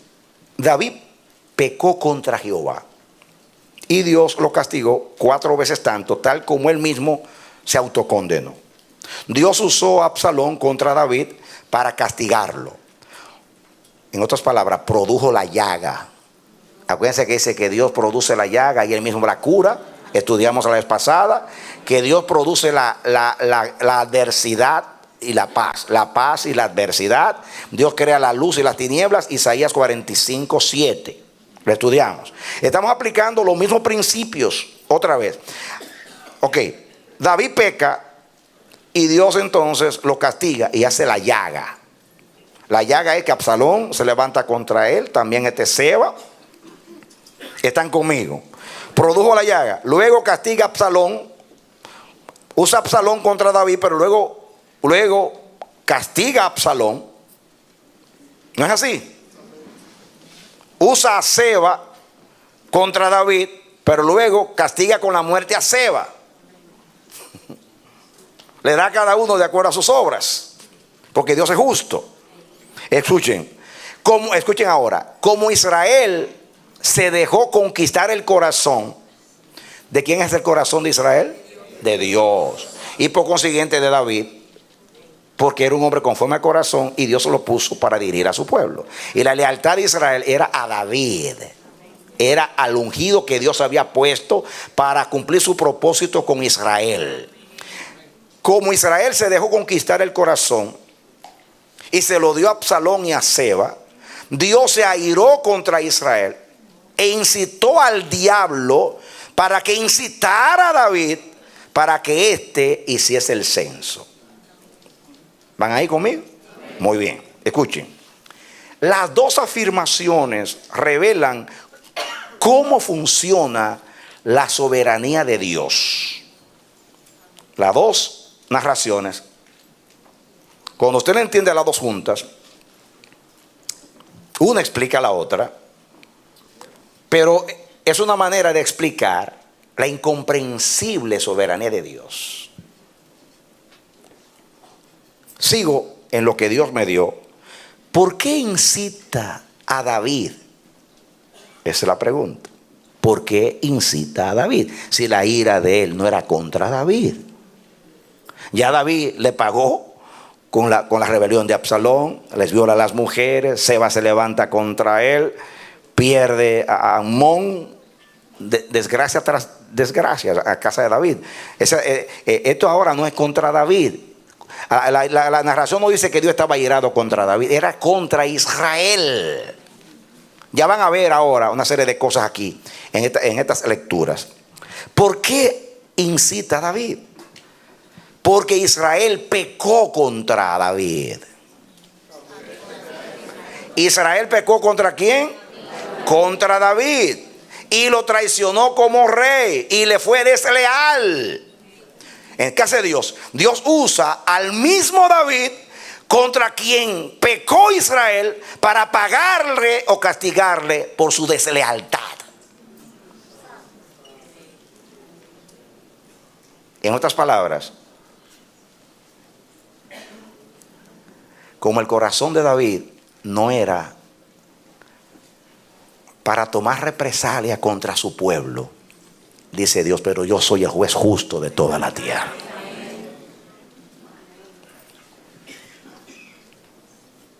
¿Usted entendió? Como Israel se levantó contra David, que era contra Dios, es lo mismo, entonces Dios usa el mismo David contra Israel. Ya van a ver esto tan extraño, tan raro, porque yo confieso que no es fácil esto. Miren ustedes, Dios en su presencia probó a David porque sabía cómo éste iba a actuar a favor de Israel. David dijo, oigan bien ahora, no soy yo el que hizo contar al pueblo. Yo mismo soy el que pequé Ciertamente he hecho mal, pero estas ovejas, ¿qué han hecho? ¿Qué han hecho? Fíjense, miren el corazón de este hombre, precioso corazón. Precioso corazón. ¿Se acuerdan que Simei lo maldijo y después cuando vino al camino lo perdonó? David era como un corazón, tenía un corazón de cera. Fíjense, David no sabía que Dios estaba enojado contra Israel. Y según David, Israel no hizo nada. Mis ovejitas no hicieron nada. El que hice fui yo. Pero la Biblia no dice que Dios estaba enojado con David, era contra Israel. Y si estaba encendida su ira contra Israel, era porque estaba bien ofendido, porque Dios odia la rebelión. Y la rebelión y la obstinación es como la idolatría para Dios. Pecado abominable. Así que si un día se te ocurre rebelarte contra un líder de Dios, ten mucho cuidado. Porque eso Dios no lo deja pasar así por así. Una cosa es pecar contra la santidad de Dios, como pecó David. Y otra cosa es pecar contra el gobierno de Dios, como lo hizo Saúl. Por eso fue tan severo con Saúl. Porque Dios, cuando se trata de gobierno, no transige. Porque gobierno significa soberanía. ¿Qué significa gobierno? Soberanía. ¿Ven ustedes cómo castigó a Coré, Datán y Abirán? Se los tragó la tierra. Miren cómo hizo con María, que si no por Moisés acaba con ella, pero la hizo leprosa y la sacó del campamento. Porque Dios, cuando tiene que ver con gobierno, Dios no transige. Fíjense que cuando Dios se aira fuertemente es por dos cosas: idolatría y gobierno. Porque esas dos cosas son intolerables según Dios. La idolatría porque es un atentado contra Él, porque al Señor tu Dios solo adorarás y solo a Él servirás y solo Él será el objeto de tu adoración. Y la rebelión porque es un atentado contra su gobierno, contra su autoridad, aunque sea contra el hombre que Dios puso, porque es la representación de la autoridad de Dios. Y Dios estaba aquí pagando la rebelión. Porque aunque era contra David, era directamente contra él. Porque a David lo puso Dios. Y eso es lo que la gente no ve. La gente ve al hombre y no ve a Dios. Cuando alguien es ungido, no nos damos cuenta que ese es un pobre hombre. Y que Dios puede derramar la unción hasta en un perro. Perdóneme que diga la palabra. Que nadie se puede jactar por eso. Que la gloria no es del vaso de barro, sino del Dios que depositó la excelencia en este vaso.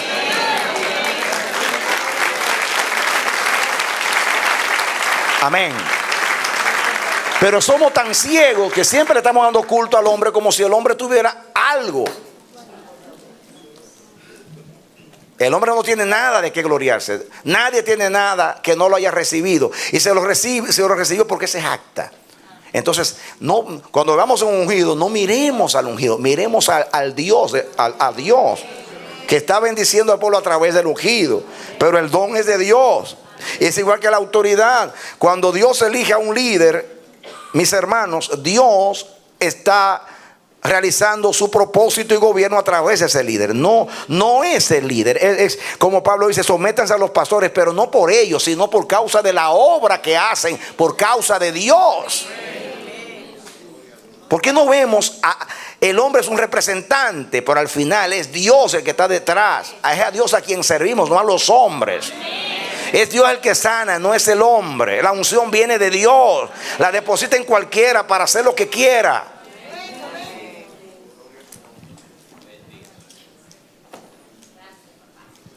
Entonces, aquí Dios estaba airado, era porque hubo una rebelión contra Él.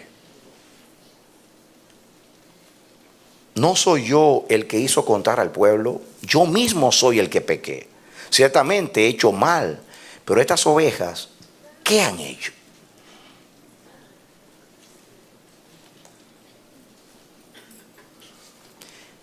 Escuchen, hermanos, yo quiero decirte una cosa. En Israel no necesariamente era pecado censar al pueblo. Al pueblo se le censaba por dos cosas. Número uno, por el aspecto militar. para saber con cuántos soldados contamos para la guerra. Y segundo, por el aspecto económico, por asunto de los impuestos. David no estaba haciendo nada que fuera directamente pecaminoso. Fue pecaminoso porque David lo hizo con intención. O sea, David en ese momento estaba dejando de confiar en Dios para confiar en el número. Y eso fue lo que fue en Dios. No fue porque hacer censo sea pecado, sino porque David estaba confiando. Dios a la vez estaba ahí, estaba revelando a David. En ese momento David se perdió en su mente y confiaba en el ejército, en las cantidades. ¿Y qué hizo Dios disciplinando a David? Que en el castigo murieron 70,000. En otras palabras, tú quieres más hombres para la guerra, yo te resto hombres entonces. Con la plaga y le quito 70,000. Ese Dios, Él hace y deshace como le da la gana, pero siempre lo hace con justicia, con equidad y con amor y propósito. Porque aún sus juicios son fieles, justos y verdaderos. Hermanos, escúchame lo siguiente. Justicia, oigo bien lo que te voy a decir. Justicia no es la definición de un diccionario. Justicia es una persona, Dios. Si Dios hace algo, aunque tus ojos parezcan injusto, es justo porque lo hizo Dios. Porque justicia no es un concepto. Justicia no es tanto un atributo. Justicia es una persona, Dios. ¿Puedes entender eso? ¿Puedes entender eso? ¿Puedes entender eso?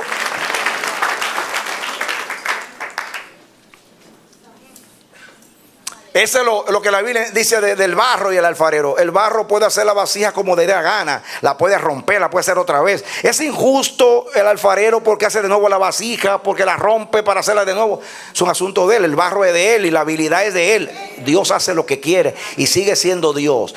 Deja tu mente finita, humana, dañada por Adán y por el diablo, y vamos a entender a Dios como se ha revelado. Si Dios hace algo que a mis ojos parece injusto, yo digo: Señor, ¿quién soy yo para juzgarte? Yo sé que tú eres justo aunque yo no entiendo nada. Me someto a ti.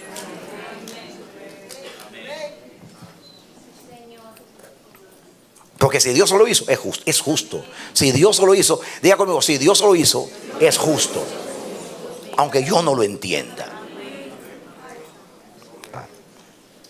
¿Qué hizo Dios? Reveló el corazón de David. En otras palabras, escuchen esto, hermanos.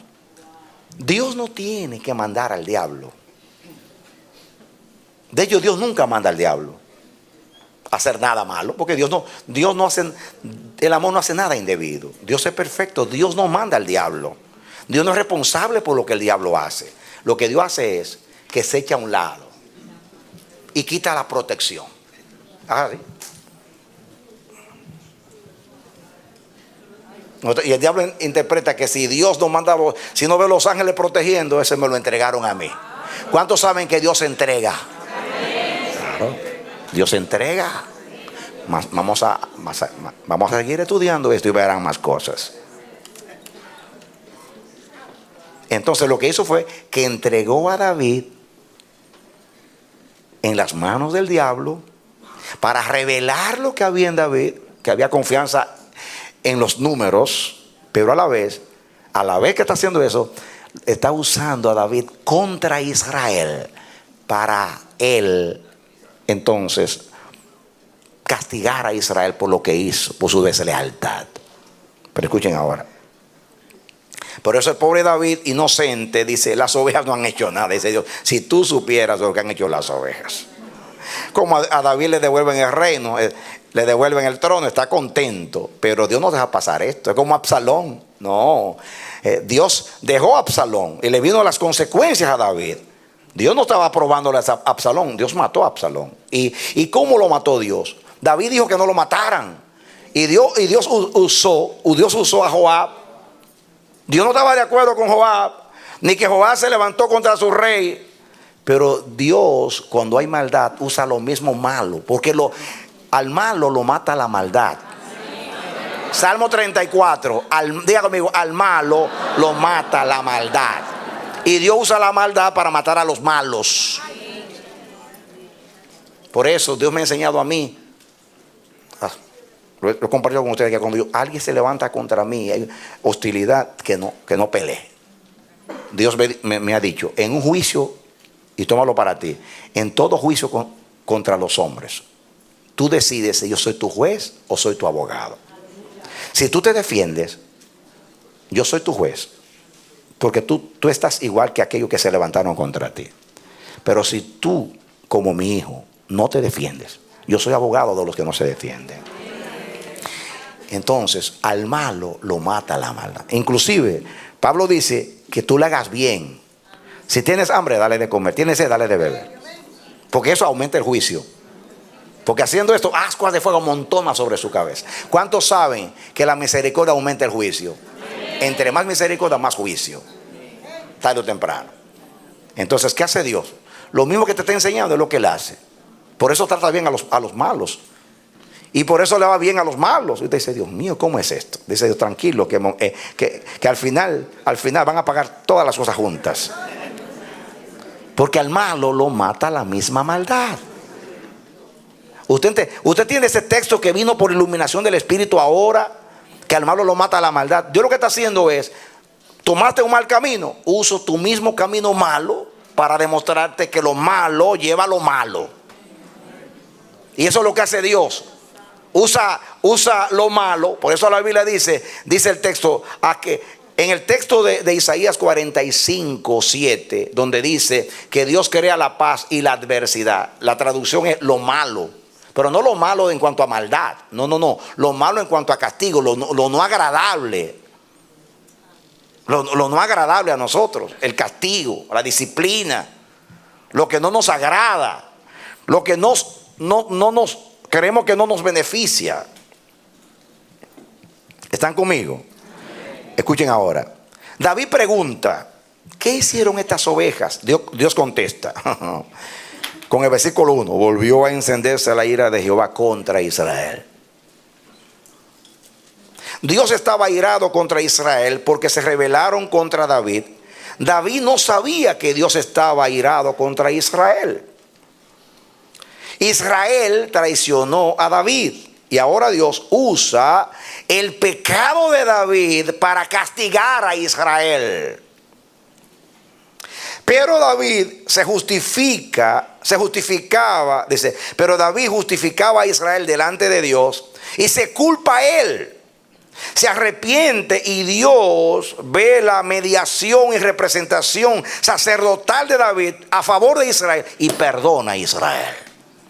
En otras palabras, no solamente reveló que David estaba confiando en los números en el ejército, pero también reveló el corazón de David, que excusaba a su pueblo y asumía responsabilidad. Pero luego, como conocía su corazón, vio que él es el que se pone a mediar a favor de su pueblo. Y por eso Dios perdona, porque él confió en la misericordia cuando Dios le puso los 3 géneros de castigo. Seguimos para que vean una cosa aquí. Pongo aquí en mis notas, noten los 3 géneros de castigo. Los 3 eran contra Israel, no contra David. Los 3, si ustedes se dan cuenta, los tres castigos eran contra Israel, no eran contra David.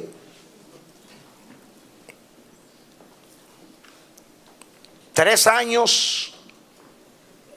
3 y 3 y 3, 3 veces 3.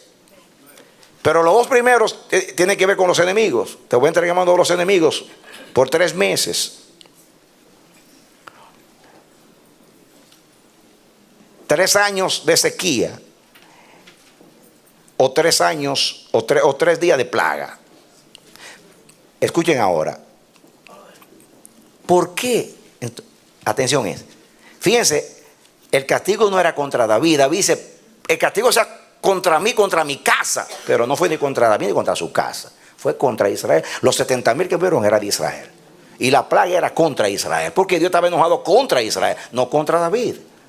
Escuchen, contéstenme esta pregunta. ¿Por qué si pecó David, castigan a Israel? No tiene sentido. ¿Por qué si pecó David, castigan a Israel?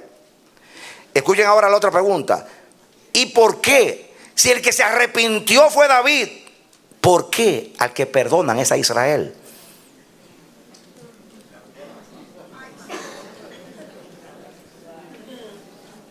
Ahí vienen las dos preguntas. Esto es revelación. ¿Por qué si pecó David castigan a Israel? ¿Y por qué si el que se arrepintió fue David, por qué Dios perdona a Israel?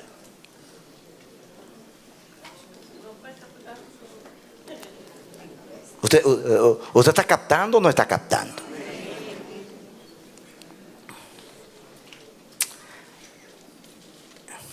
En último análisis, Dios logró su propósito. Reveló el corazón de David 2 veces. Lo reveló porque tenía confianza en su ejército y no en Dios. Pero reveló también que David era un hombre consecuente, responsable, que se echó la culpa a él para exonerar a su pueblo. Y porque se arrepintió David, porque el arrepentimiento no fue de Israel. No fue Israel que se convirtió, fue David el que se convirtió. El que hizo el sacrificio fue David a favor de todo el pueblo.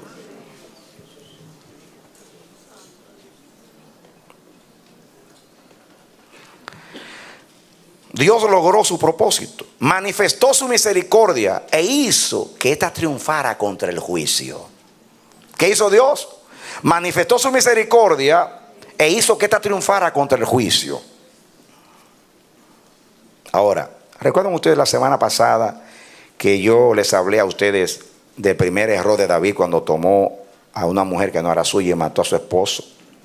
Que Dios mató también al niño y que David estuvo 7 días humillado,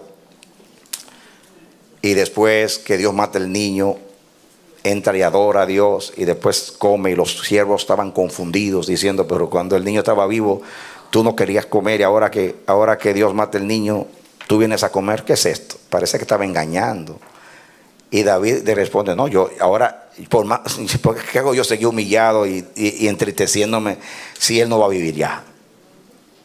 Yo antes juzgaba a David por esto, pero Dios a través de la óptica de la soberanía, todo es distinto, mis hermanos, todo es distinto. Yo me di cuenta que David estaba entendiendo la soberanía. En otras palabras, yo me humillo delante de Dios y yo le apelo a Dios que tenga misericordia. Pero si Dios no la tuvo, es porque eso era lo que tenía que hacer. Y frente a lo que Dios tiene que hacer, yo me doblego y voy a ser contento, porque la voluntad de Dios debe traer alegría a mi vida, aunque haya tristeza por otro lado. Amén. Yo oro para que me sane del cáncer, pero si me envía al cielo, gloria a Dios. En otras palabras, yo hice mi parte en orar y Él hizo la suya, cumplir su soberanía. Ahora, fíjense ustedes ahora, esta narración termina. Yo quiero terminar que ustedes vengan a la otra narración de Primera de Crónicas, y ahí terminamos. Segunda de Crónicas. Primera de Crónicas, capítulo 21. Ahí terminamos. Vengan aquí. Usted le puso el marcador, ¿no?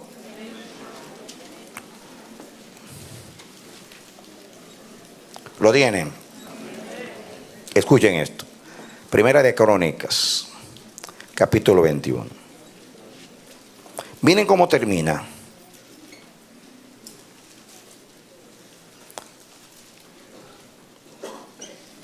Versículo 27, 21-27. Entonces Jehová habló al ángel, y éste volvió su espada a la vaina.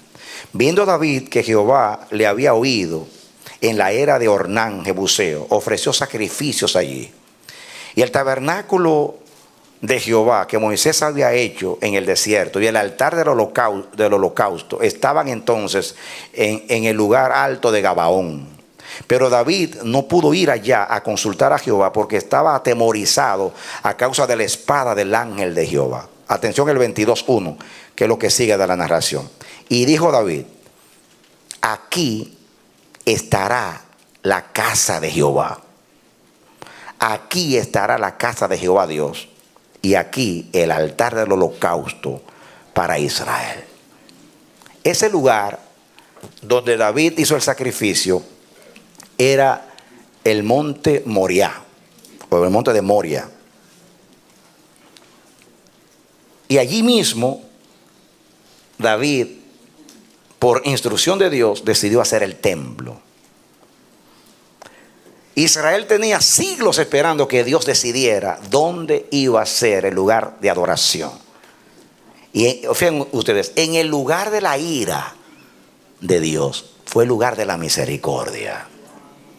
Que fue lo que pasó cuando David peca.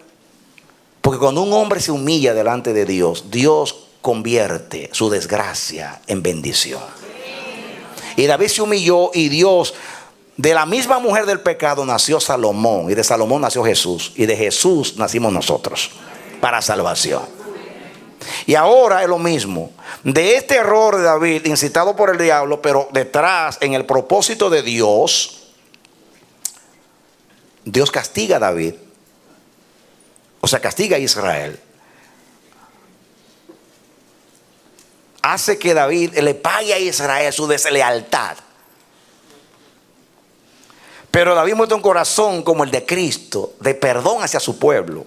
Y así Dios revela lo que quería revelar a través de David con este incidente. Pero aquí, hermanos, esta narración completa es para decirnos que esas fueron las circunstancias de la soberanía de Dios, donde se decidió dónde iba a estar el templo. Moisés dijo a Israel: cuando tú entres a la tierra prometida, no vas a adorar en ningún lugar. Tú tienes que esperar hasta que Dios decida dónde va a poner su morada. Y esperaron por siglos. Siglos esperaron, mis hermanos, hasta que Dios decidió. Y miren dónde fue que Dios decidió. En el lugar de la ira, en el lugar del enojo, se hizo un sacrificio que agradó a Dios. Hubo arrepentimiento que agradó a Dios. Y convirtió las tinieblas en luz. Convirtió la adversidad en paz. Convirtió el castigo en misericordia. Y eso era lo que Dios quería revelar.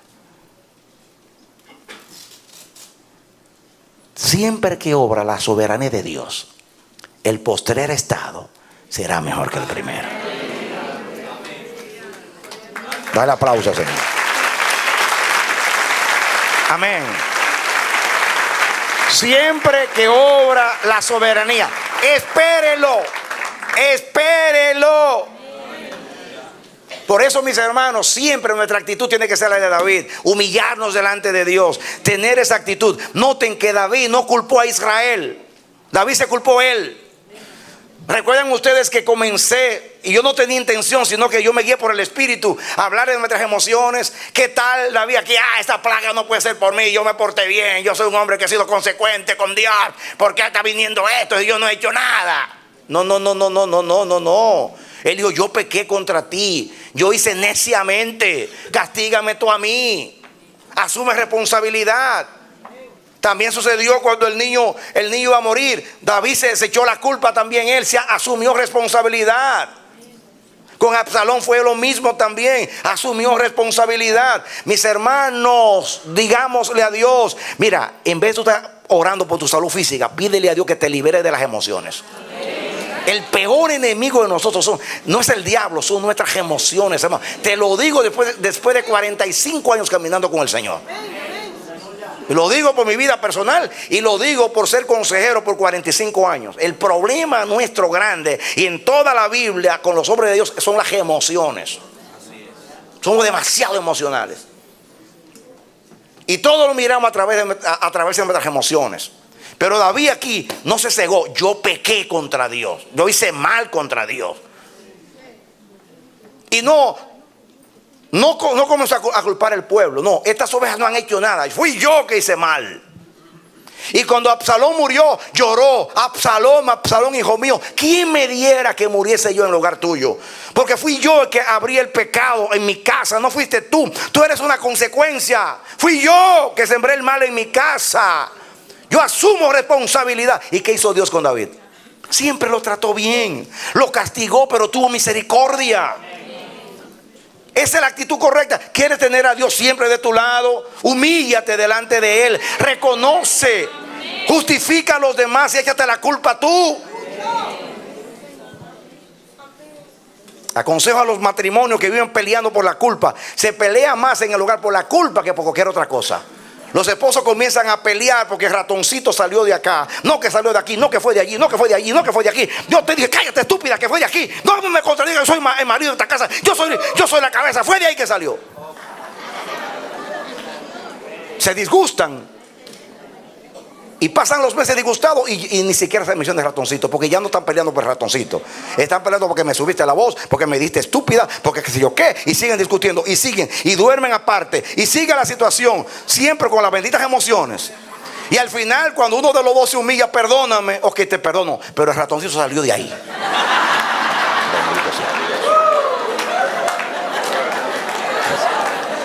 Qué terrible, somos terribles, hermano. Pasamos años sentados, engordando en un banco de una iglesia, y somos los mismos. Yo digo a veces, cuando resuelvo problemas pastorales, pero Dios mío, ¿dónde estaba esta persona? Tantos sermones. Y lo escuchan, lo ven por el internet, leen los libros. Oh, qué lindo, qué linda revelación. Gloria a Dios. Pero no cambia nada. Perdonen, yo no lo hablo con frustración, lo hablo con santa indignación para sacudirte, hermano. Sacudirte. En el nombre de Jesucristo. Amén. Amén. Todos los días cometemos los mismos errores y nunca hicimos nada. Dios mío, di perdóname, ayúdame, perdóname. Tengo una tendencia, tengo un problema, tengo un trauma. Mira, si me porto, Dios mío, ayúdame, Padre. Y a la esposa, perdóname. No te prometo que no voy a fallar porque yo quiero y no puedo. Mis hermanos, el que reconoce su debilidad, nadie le pide que mida sus fuerzas. Ni aun Dios. Dios sabe que tú eres débil. Todos estos pecados están basados en lo mismo, en las emociones. Y los rebeldes como Absalón, ¿qué hacen? Emociones. ¿A qué apelan? A las emociones. ¿A qué apeló Absalón para ganar el corazón? A las emociones. Yo soy el hijo del rey. No te inclines ante mí. Yo soy igual que tú. Yo soy igual que tú. Al orgullo. Con una pseudo humildad. Cuando tenía una estrategia por dentro. El diablo nos engaña siempre con las emociones.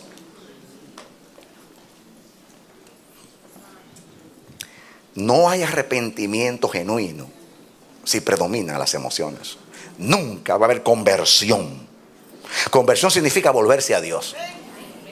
Eso es conversión. Mientras seamos emocionales, nunca nos viraremos hacia Dios. Siempre estaremos hacia nosotros. Nadie va a entender la soberanía de Dios y se va a someter a ella. Y va a orar y a bendecir a Dios y a alabar a Dios por lo que hizo. La Biblia dice, dad siempre gracias a Dios por todas las cosas. Porque esa es la voluntad de Dios para con vosotros en Cristo Jesús. ¿Cuál es la voluntad? Que demos gracias por todo y que todo lo que nos pasa es propósito de Dios. Por eso hay que dar gracias. Amén. Amén, amén. Celébrelo, celébrelo. No hay nada que ocurra que Dios no lo sepa, que Dios no lo controle. No hay nada que haga Dios en lo cual no haya propósito. En Dios no hay despropósito. En Dios no hay despropósito. No importa que use tu debilidad, no importa que use las consecuencias de tus errores, no importa que use a los demás, a tus semejantes, no importa que use al diablo, no importa que lo incite contra ti, no importa. Job no fue perfecto. Job acusó a Dios. Job se justificó delante de Dios, pero Dios no se lo tomó en cuenta, lo reprendió al final. Pero lo perdonó y lo restauró. Porque Dios sabe que somos polvo, hermanos. Él sabe que somos emocionales. Él sabe que reaccionamos, somos reaccionarios frente a las situaciones que no entendemos. Él lo sabe. Por eso no nos toma en cuenta lo que hacemos. porque es Padre y es bueno y es misericordioso. Pero Él espera que maduremos. A mí me gustaría vivir esta palabra. A mí me gustaría frente a la adversidad, porque se espera. A veces digo como Nehemías, un hombre como yo, con estas tonterías, porque es así. Un hombre como yo no significa que me estoy jactando. Estoy diciendo 45 años en esto y todavía repitiendo la misma tontería de cuando era un niño espiritual. No. Un hombre que ha visto tanto, un hombre que ha experimentado tanto, un hombre que ha sido honrado tanto en lo mismo. No, 1000 veces no. Me resisto a mi carne, me resisto a mis emociones. Que Dios me ayude a estar lúcido y sobrio para reconocer cada vez que me equivoque e ir al trono de la gracia a buscar misericordia y no a justificarme y a echar culpando a los demás. Es mejor llevar la culpa. Cristo la llevó. Lleva la culpa. Lleva la culpa de tu mujer. Lleva la culpa de tu esposo. Di sí, soy el culpable, pero resuelto es el problema. No sigamos peleando por las mismas tonterías. Es tiempo ya de perdonar. Porque Dios, cuando prueba, revela dos cosas: que soy débil, y cuando Dios quiere revelar algo bueno que hay en mí, también lo revela. Porque con Abraham lo probó con el hijo y salió algo bueno. A David lo probó aquí, lo incitó y aún lo entregó al diablo para que lo incitara. Pero salieron cosas lindas de David. ¿O no salió cosas lindas de David? ¿Cómo fue que tocó David esa arpa? Se humilló. Yo bendigo a Dios porque el diablo incitó a David. Porque yo no hubiera aprendido de un hombre que fue traicionado por su pueblo y dice: ellos son ovejas que no han hecho nada. Todo esto vine porque yo pequé contra Dios. Eso es un líder, el que sabe asumir responsabilidad. Oigan, pastores, líderes del mundo entero, óyelo bien, líder de Dios, estar bajo autoridad, estar bajo responsabilidad. No importa que no seas tú que hiciste. Si el pueblo dice, lo hiciste tú, porque tú diriges al pueblo. Por eso tenemos que humillarnos delante de Dios, como todos los hombres de Dios que cuando fueron a orar dijeron: nosotros pecamos contra Dios. Daniel no pecó, pero dijo: nosotros hemos pecado. Nosotros, nuestros profetas y nuestros padres, todos hemos pecado contra Dios. Esa es la actitud correcta que toque el corazón de Dios. Hay un remedio para el pecado y es Cristo. Tú sabes cómo el antídoto, que es la sangre de Cristo, se aplica a la enfermedad del pecado. Hay una condición: creer y arrepentirse y convertirse, como dice la palabra. Si pecaste, no te aflijas. Abogado tenemos para con el Padre, a Jesucristo el justo. Hay dos cosas que Dios aborrece. Una, que tú te sumas inculpabilidad, porque a Dios le hiere más que tú no creas en el perdón que tu pecado mismo, porque pagó demasiado para perdonarte y ahora tú no lo crees. Lo segundo que ofende a Dios es que tú endurezcas tu corazón y obstinadamente tú digas que tú no has hecho nada cuando tú eres culpable. El único inocente es Cristo. Que Dios te ayude, te dé lucidez mental y corazón humillado para saber reconocer delante de Dios, porque el que se humilla tarde o temprano será exaltado. Que Dios te bendiga y te dé la victoria en Cristo Jesús. Aleluya. Amén.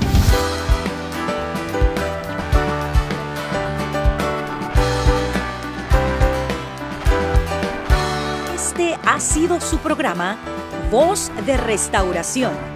Si desea comunicarse con nosotros, escríbanos al P.O. Box 70, Bronx, New York 10473 o visita nuestra página web www.elamanecer.org. Nos despedimos hasta la próxima. Que Dios te bendiga.